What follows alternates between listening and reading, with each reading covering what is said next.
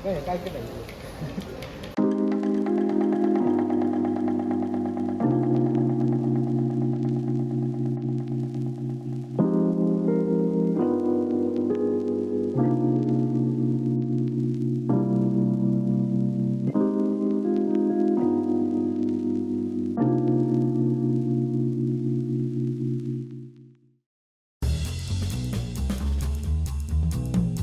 In the English dictionary, a community is a group of people living in the same place or having a particular characteristic in common.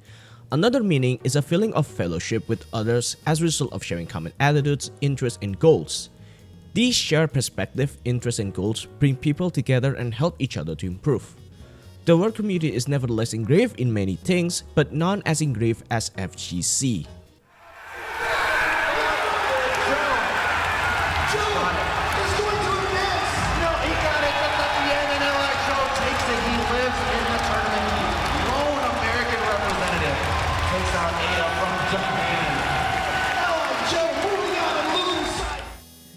FGC have been around for a while and it's still growing strong today. As the acting head of a local FGC, I always wonder about Indonesia FGC. I'm aware of a couple things. Nearly all FGCs have their roots in the early days of arcades when players would engage in one-on-one combat. Games like Street Fighter, King of Fighters, and Virtua Fighter will be displayed. But if we discuss fighting games in Indonesia, we must discuss the game that was part of every Indonesian child's youth. A game you play with your relatives, and a game that every Indonesian is still familiar with today. I'm talking about Tekken.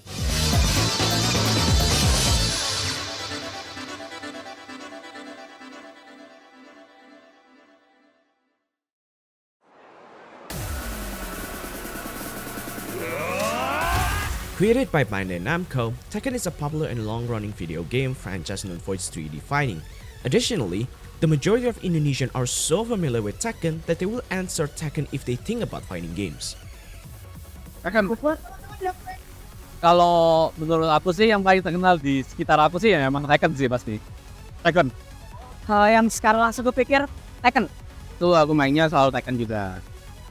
Tekken karena Tekken itu dulu fighting game pertamaku. Aku main Tekken itu dulu masih kecil ya, nyoba Tekken 6 di PSP. Tapi sekarang yang aku mainin fokusin tuh Tekken 7 karena aku udah punya PC, aku beli Tekken 7, aku jadi tiap hari main Tekken 7. Yang selalu kuat dipikirkan ku dulu tuh Tekken 7 ya. Karena Tekken 7 itu dia lebih diverse kan karakternya, kayak dari cara martial arts-nya, dari combatnya dia gitu kan. Terus juga karena dibandingkan kayak game fighting game 2D pada umumnya ya, mereka kan cuma bisa itu kan satu layar ya. Tapi kalau kayak Tekken gini tuh mereka bisa kayak side step gitu, ada kayak backdash, atau kayak loncat gitu kan. Jadi kan kayak lebih banyak variasinya gitu. Jadi kayak seru aja gitu kalau main karakternya beda-beda yang dilawan. Jadi ya sama juga muklisnya karakternya tuh juga kayak unik sama masing-masing gitu. Ya.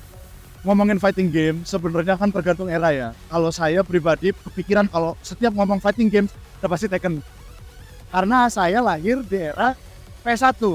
Dan dulu game pertama kali fighting yang saya sentuh adalah Tekken 3. Gara-gara Gon. Itu. Iya. Gak pernah kena, udah gitu jurusnya OP parah. Muter-muter bisa kentut, bisa ngeluarin api gitu kan. Apinya gak bisa ditangkis lagi. With its sheer number of players, Tekken dominates the FGC in Indonesia. I discovered several fascinating stories digging deeper Indonesian FGC's history. It turns out that Surabaya has one of the oldest FGC and some of them still play competitively. Pertama kali main kompetitif itu sudah pasti game Tekken ya. Ya Tekkennya itu Tekken 4. Tekken 4 di PTC, di Pakuan Trade Center, di City Walk. Di bagian belakang sendiri itu ada lombanya Tekken 4 diadakan di City Walk ya. Tommy is one of the FGC veteran players and one of the senior members. His achievements stretch back to the early days of the FGC and most players still regard him as one of the Indonesian top Tekken players today. Awal-awal itu tidak ada komunitas fighting game, yang ada grup pemain fighting.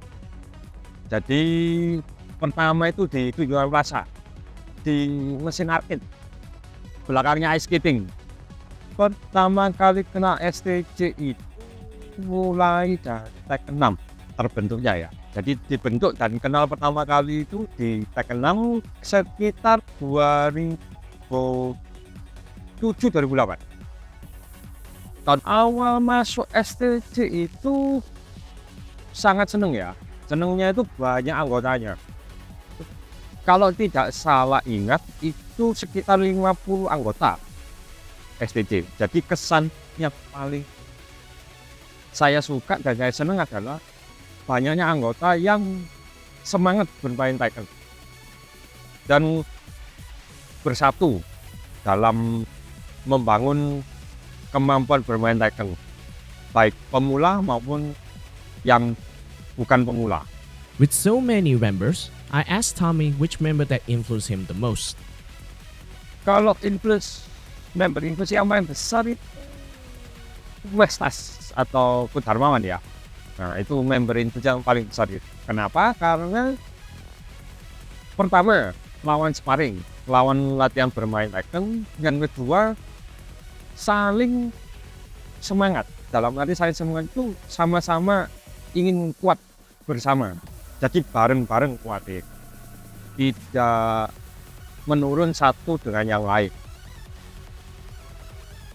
After Mastas, I asked him another member that also veteran in the scene, the late DJ Black.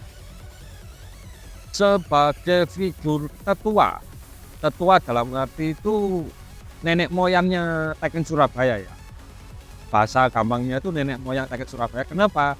Karena pengaruhnya dia adalah tidak ada pemain Tekken yang bisa mengalahkan DJ Black. Yang pertama kali mengalahkan DJ Black yaitu nenek moyang Tekken itu adalah saya dan Ko Darmawan. During his time playing competitively, I asked him about any memorable moments during the old Tekken era. Momennya paling berkesan yang mendalam itu WCG 2011 ketika saya dan Ko Darmawan bertemu di Grand Final di Jakarta, di JCC kalau tidak salah ingat, di Jakarta Convention Center. Itu Grand Final mengalahkan Ko Darmawan, di mana saya dikalahkan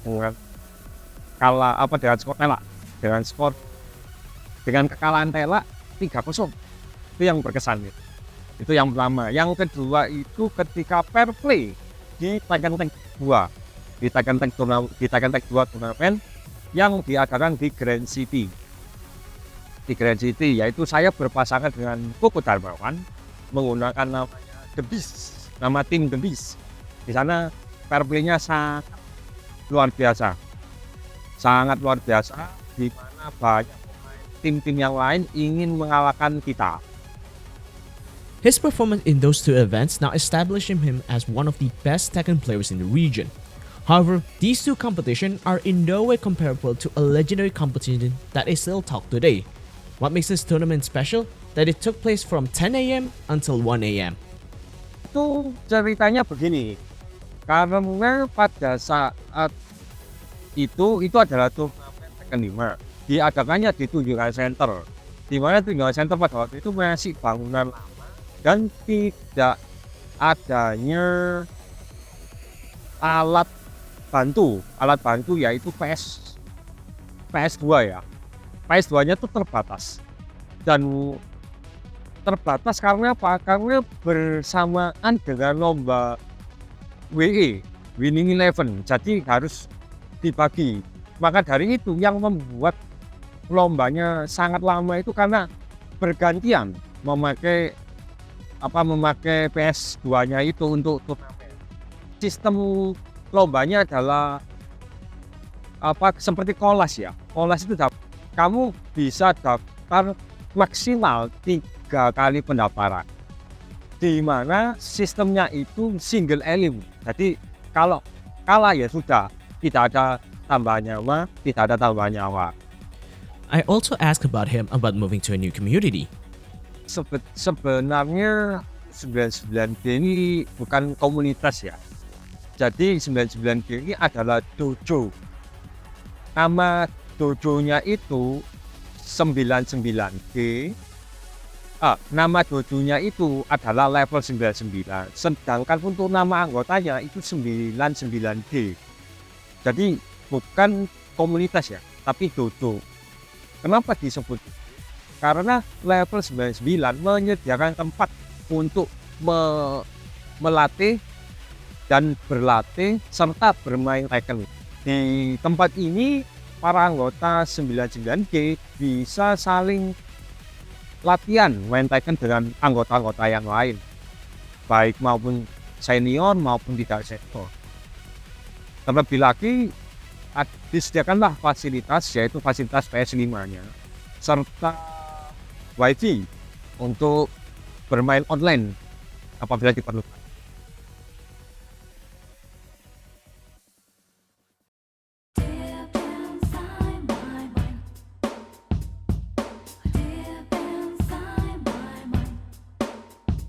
"99G is a new FGC comprised of primarily of the younger generation that is located in Level 99, a retail IT store that sells electronic goods. The person responsible for making this happen is the manager, Honey. Kita di level 99 itu kepingin memberi wadah, ya kan, memberi wadah untuk teman-teman yang kepingin mengembangkan bakatnya di game fighting game dengan khususnya Tekken 7. Selama ini kan untuk mencari home base yang nyaman itu kan susah sekali. Nah, kita di level 99 ada tempat yang oke, terus habis itu kita juga bisa bukain untuk PS-nya juga ada, laptop juga ada. Jadi teman-teman bisa mengembangkan skill di sini. Harapannya kita bisa lebih berprestasi dan bisa mewakili khususnya Surabaya atau Jawa Timur untuk mengikuti lomba-lomba di skala nasional, bahkan kalau bisa mungkin bisa internasional. Being a new committee does have certain challenge, and I was wondering how they respond. Tantangannya ya pastinya banyak ya. Yang pertama mungkin secara player karena kita nama baru, kadang kita masih belum dikenal. Tapi kita kan terus berusaha untuk mungkin bisa eksis di online atau mungkin juga bisa ngadain semacam turnamen kayak yang kemarin. Jadi level 99 juga buka turnamen supaya orang bisa mengenal kita. Karena kan kita juga dari dulu sebenarnya kan di Surabaya juga ada komunitas Tekken. Nah, kita ini kepingin membuat suatu komunitas yang lebih fresh, yang lebih bagus, yang maksudnya lebih bisa memberikan tempat untuk player lebih berkembang lagi. Tanpa harus keluar uang lagi atau keluar dana lagi untuk pinjam PS atau rental PS dan lain-lain gitu loh. Nah, itu cara pertama. Cara yang kedua ya mungkin kita dari branding. Branding itu bisa dari IG, bisa dari TikTok, dari apapun, karena kan kita juga sudah kontrak profesional player kita level 99 Zenith. Kita juga sering online di TikTok, online di YouTube untuk bisa mengangkat brandnya level 99 dan 99. So 99G has been running for a year, and I asked him how's the community so far. Aku rasa sih oke, cuma mungkin nanti untuk yang bisa lebih diperbaiki mungkin arah dan tujuan kita mau kemana. Jadi mungkin lebih ke pengembangan atlet-atlet baru. Khususnya nanti waktu Tekken 8 keluar ya. Tekken 8 keluar kan pasti kita juga ada beberapa mekanis yang baru. Itu waktunya kita untuk lebih berkembang lagi. Karena hype-nya lagi tinggi-tingginya. Terus habis itu mungkin juga new player-nya bakal lebih baru karena banyak lebih modern ya fighting-nya ya. Jadi lebih ada kayak seperti Rage Art dan lain-lain. Itu yang buat aku sih lebih menarik untuk player-player baru. Nah, aku harap sih nanti mungkin di Tekken 7 ini mungkin sudah masuk di akhirnya. Nanti di Tekken 8 aku harap sih bisa lebih punya arah yang lebih bagus. Jadi kita bisa ikut turnamen-turnamen yang sekelas nasional pun juga kita juga bisa support dari level 99.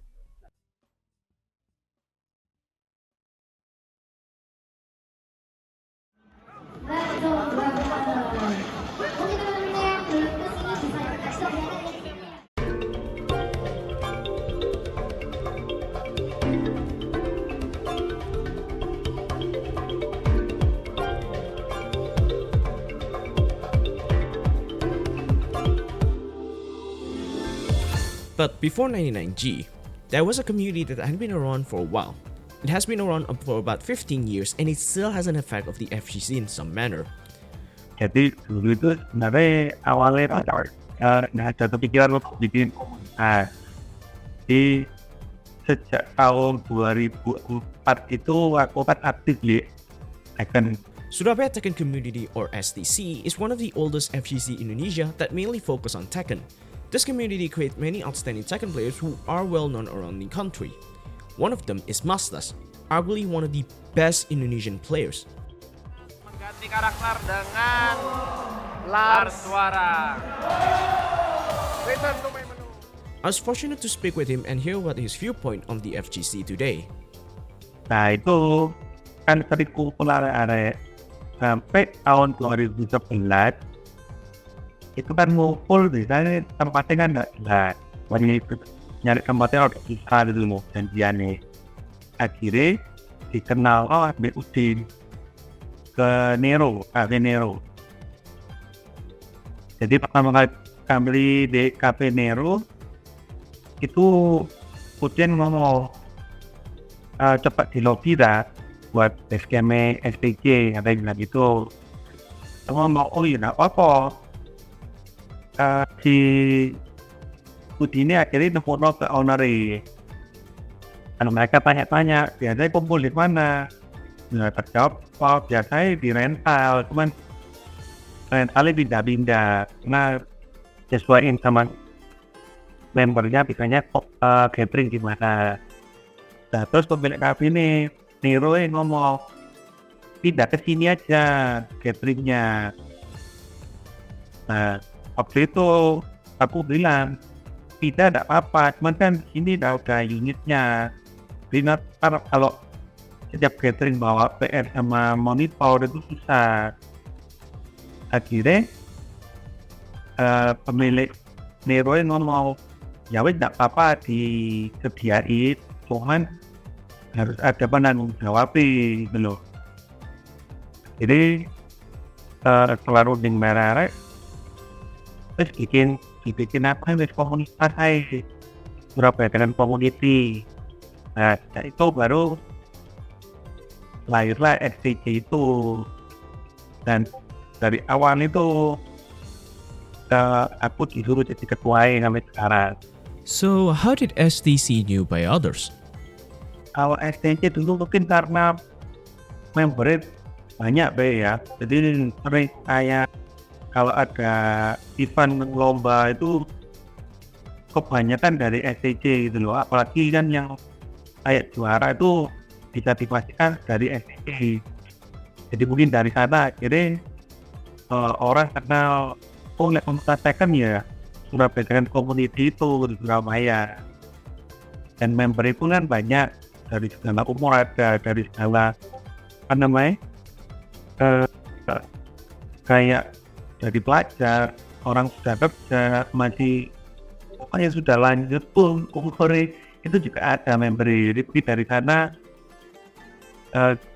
kayak di mana-mana itu selalu rame gitu loh kalau ada acara Tekken terutama. Jadi setiap kali ada acara kita itu selalu mencoba untuk mengeramaikan acara lomba Tekken supaya kedepannya itu orang-orang kalau mau ngadain Tekken itu enak. Jadi kayak dilihat itu loh banyak peminatnya gitu loh.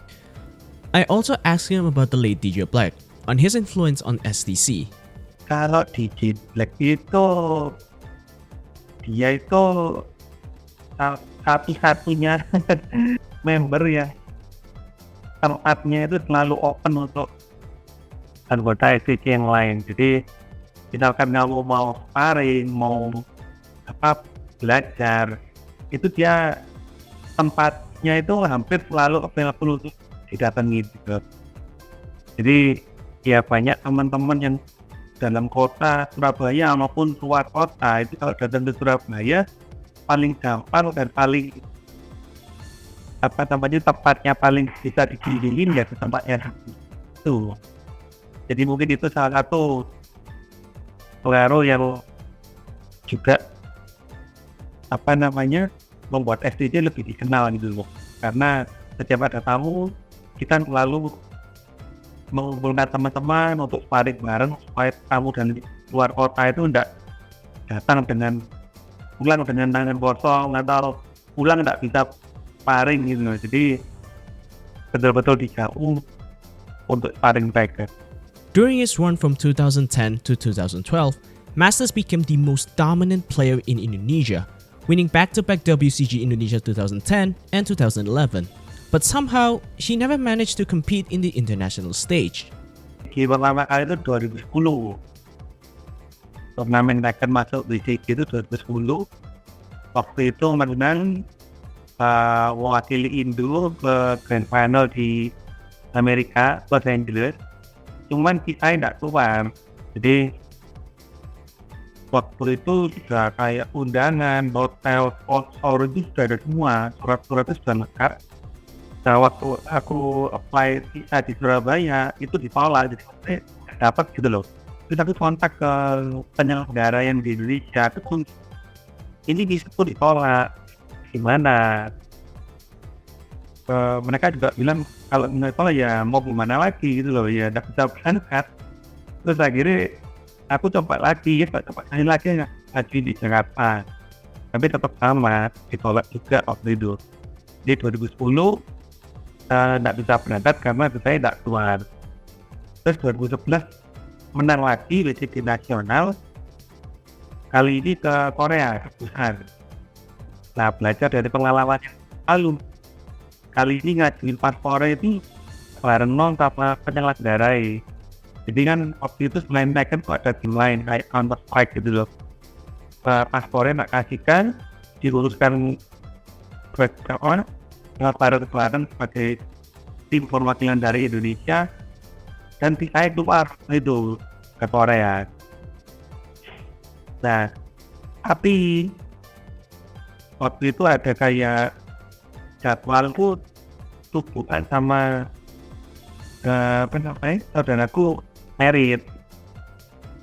Nah, aku cuma mikir, aduh, jangan-jangan di blacklist ini, gitu loh. Maksudnya nggak boleh ikut sing kayak wakili Indonesia lagi gitu loh. Kan 2 kali loh.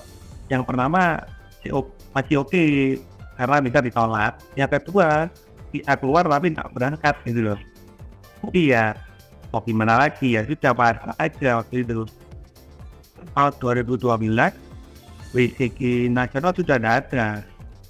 Waktu itu tiba-tiba dikirimi message sama ketua penyelenggaranya, ditawarin mau mewakili Indo nggak di WCG Asia Championship 2012 waktu itu di Malaysia. Nah, tahun 2012 itu akhirnya berangkat ke Malaysia dan waktu itu dapat juara 2.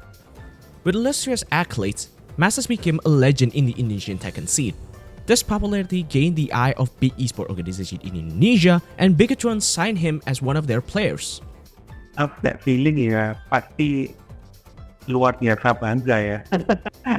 Karena kan bisa dibilang di kontrak sama tim e-sport itu pihak hampir semua pemain game yang mau terjun secara profesional gitu loh, yang benar-benar serius untuk jadi pro gamer. Apalagi kerjanya suruh main game, dapat gaji, lomba ke luar kota, keluar mana itu semua biaya akomodasi, hotel, apa semua ditanggung. Dan juga diberi gaji bulanan. Ya pasti sangat senang sekali ya. Talking about communities, there are many communities outside STC. I asked him about it, and surprisingly, his response was very supportive. Semakin banyak, semakin bagus ya. Namanya apalagi kalau bisa kerja sama ya. Soalnya kan biasanya yang ditayangkan itu kalau antara satu komunitas dengan komunitas lain itu menganggap komunitas yang lain itu sebagai rival, itu tidak sehat gitu. Jadi kalau semua komunitas ini bisa kerja, bisa maksud itu saling membantu. Kalau ada event bareng-bareng itu semakin banyak komunitas malah semakin bagus. Jadi untuk diri yang dimainkan itu bisa mendongkrak dan juga bisa membuat calon-calon sponsor yang ingin mengadakan turnamen itu semakin betul makin melihat makin besar potensinya gitu. Jadi harapannya sih makin banyak komunitas, ya makin enak lah bareng-bareng, pas gitu saling gitu. Jadi setiap kali event ya tak sepi gitu pesertai.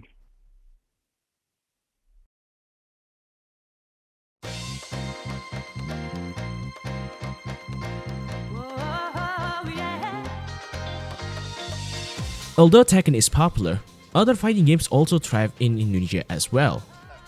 Kalau aku sih lebih ke Mortal Kombat sih. Kalau aku sih pribadi Mortal Kombat. Bloody Roar 2. Bloody Roar 2. Kalau Street Fighter tuh karena game arcade kan. Jadi kalau dulu SD suka main Time Zone. Kalau aku memang dari Strike dulu, Guilty Gear Strike banyak. Fighting game sih mungkin ini ya, Ultimate Ninja Hero Storm Naruto. Kalau aku berhubung nggak suka Tekken ya, jadi SSB. Kalau yang pertama sih masih Guilty Gear sih. Guilty Gear, kedua bisa mungkin KOF, tapi yang pasti ketiga itu Killer Instinct. Street Fighter sama King of Fighters. Nah, sama Tekken satu lagi. Yang pertama kali keluar di kepala fighting game itu adalah Street Fighter yang Capcom versus Marvel. Of all the games, one that stood out the most is Street Fighter. Probably the most popular fighting game in the world, Street Fighter is adored by many fans as the godfather of fighting game genre.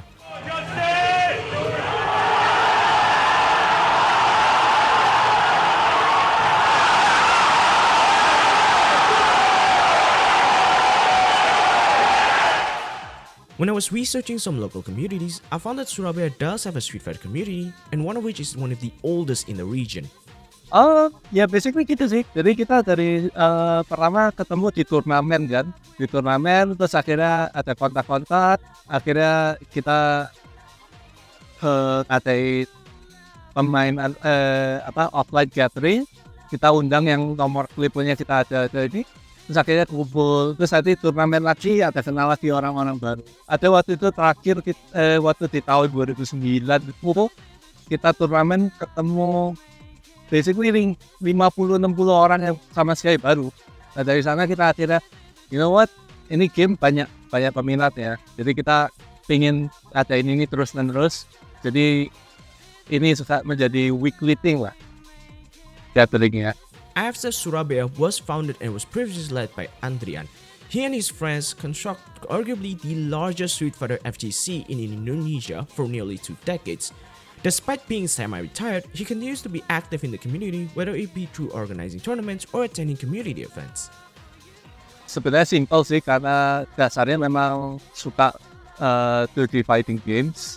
Terus habis itu mungkin pengalaman dari dulu waktu growing up itu kan main dari Street Fighter 1, Street Fighter 2. Kita itu kan mainnya itu kumpul ya, main pergi ke arcade center atau apa. Jadi ada feeling nostalgia lah, dimana kita kalau bisa main kumpul offline itu sesuatu banget.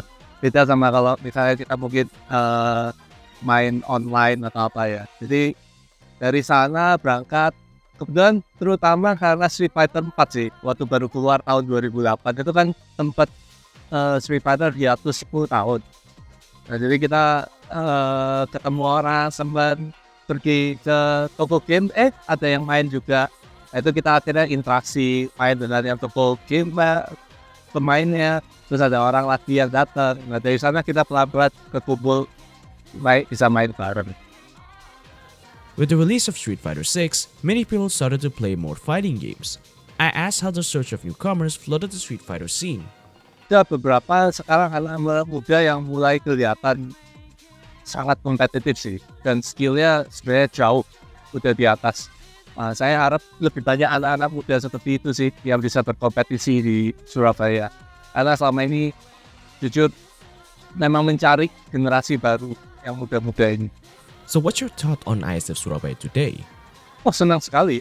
Terutama kita pengen lebih ada banyak event lagi sih. Kalau dengan lomba, harapannya kita terakhir lomba itu ketemu dengan member yang super muda, umur masih 16, seumur anak saya.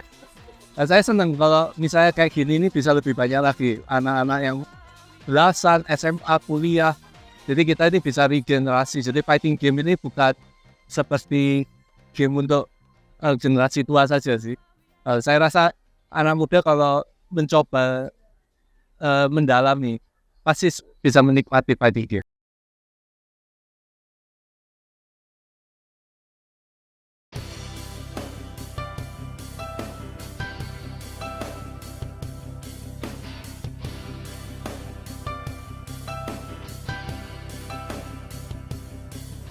The word of community is very engraved in the FGC, and one of those activities is by having an offline gathering. Nowadays, it's uncommon for people to play games together offline. Instead, most of them play online at home. So, why does the FGC still hold offline gatherings? Kalau game fighting ya, terutama di Surabaya, ini mau dari sini aku kalau mainnya itu langsung ketemu. Jadi feel-nya itu beda. Jadi antara main online di rumah sama kalau kita gathering itu jauh lebih enak kalau kita langsung ketemu. Jadi bisa belajar bareng, bisa ngobrol. Terus yang paling penting juga koneksinya kan kalau offline enak. Karena kalau main online itu tidak selalu koneksinya bagus gitu loh. Jadi kadang-kadang delay atau lag. Jadi mainnya tuh enggak bisa enggak bisa all out atau enggak bisa maksimal gitu loh. Dan biasanya kalau offline itu enaknya bisa langsung tanya, misalkan kalau ada karakter baru kita cari sendiri kan kadang malas atau mungkin lama gitu loh cari-cari. Jadi kalau langsung ketemu itu bisa langsung tanya, misalkan untuk karakter baru yang second 8 itu misalnya, itu tanya misalkan gerakan ini tuh itu berapa frame, nah kayak gitu-gitu kan lebih enak gitu loh. Jadi untuk belajar pun bisa lebih cepat gitu loh daripada main sendiri online di rumah. Nah, kalau offline gathering kelebihannya itu kita bisa berbicara dengan para pemain Tekken yang lain, dengan anggota yang lain, tidak hanya sekedar Tekken, tapi juga membangun relasi atau hubungan pertemanan. Jadi pertemanan ini tidak harus melulu Tekken, tapi bisa di luar Tekken. Misalnya jalan-jalan ke mall sama-sama, atau menonton bioskop sama-sama, atau melakukan acara sosial atau acara kumpul bersama di luar Tekken. Mungkin dari segi game mekaniknya juga ya, gimana pun kalau online di fighting game karena sedikit lag aja bisa berpengaruh sekali terhadap performance dari permainan ya. Tapi kedua mungkin juga karena lahirnya fighting game ini kan dari zaman dimana orang itu pergi ke arcade center, bermain offline, bermain langsung gitu ya, head to head dengan orang. Nah, saya rasa hal itu kalau bisa kita preserve dan bisa kita kembangkan lagi sih. Besides having offline gathering, there are also tournaments as well.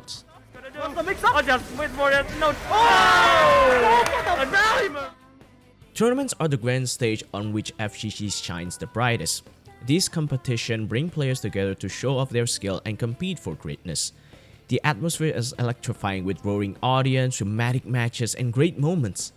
Local and worldwide FGC events have become iconic, propelling players to celebrity status and garnering mainstream. And one of the tournaments that stood out the most is EVO. EVO is the biggest fighting game tournament in the world. It's notable for many fighting game fans, and its tournament that can decide who is the best in the world.